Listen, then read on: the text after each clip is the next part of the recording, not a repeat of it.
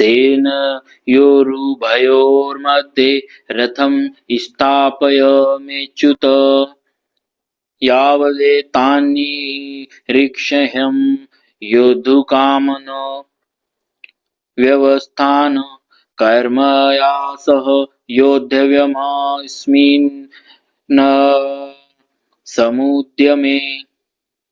अच्युत, सेन योरुभयोर मध्य रथम स्थापय, दोनों सेनाएं जहां युद्ध करने के लिए एक दूसरे के सामने खड़ी थी, वहां उन दोनों सेनाओं में इतनी दूरी थी कि एक सेना दूसरी सेना पर बाण आदि मार सके।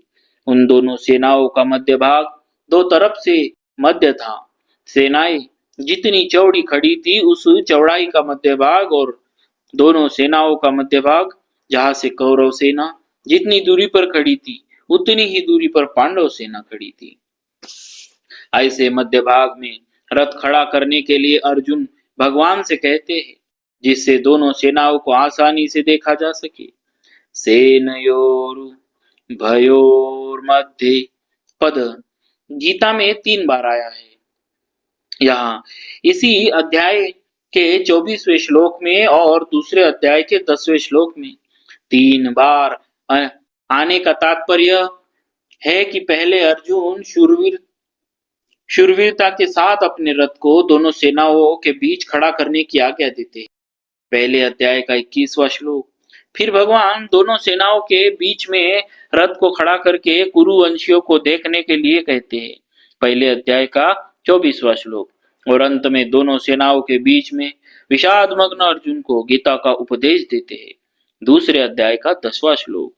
इस प्रकार पहले अर्जुन में शूरवीरता थी, बीच में कुटुंबियों को देखने से मोह के कारण उनकी युद्ध से उपरति हो गई, और अंत में उनको भगवान से गीता का महान उपदेश प्राप्त हुआ, जिससे उनका मोह दूर हो गया।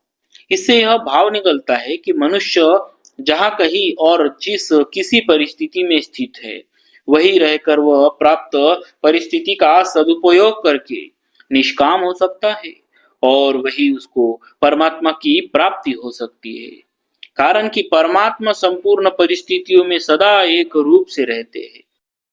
यावदेतान्निरीक्ष्येऽहं रण समुद्य में, दोनों सेनाओं के बीच में रथ कब तक खड़ा करे? इस पर अर्जुन कहते हैं कि युद्ध की इच्छा को लेकर कौरव सेना में आए हुए सेना सहित जितने भी राजा लोग खड़े हैं, उन सबको जब तक मैं न देख लूं, तब तक आप रथ को वही खड़ा रखिए।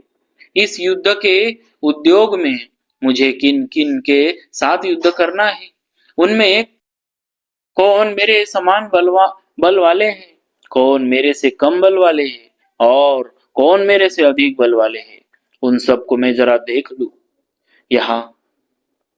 यहाँ योद्धु कामान पद से अर्जुन कह रहे हैं कि हमने तो संधि की बात ही सोची थी, पर उन्होंने संधि की बात स्वीकार नहीं की, क्योंकि उनके मन में युद्ध करने की ज्यादा इच्छा है। अतः उनको मैं देखूं कि कितने बल को लेकर वे युद्ध करने की इच्छा रखते हैं। बोलिए भक्तवत्सल भगवान की जय।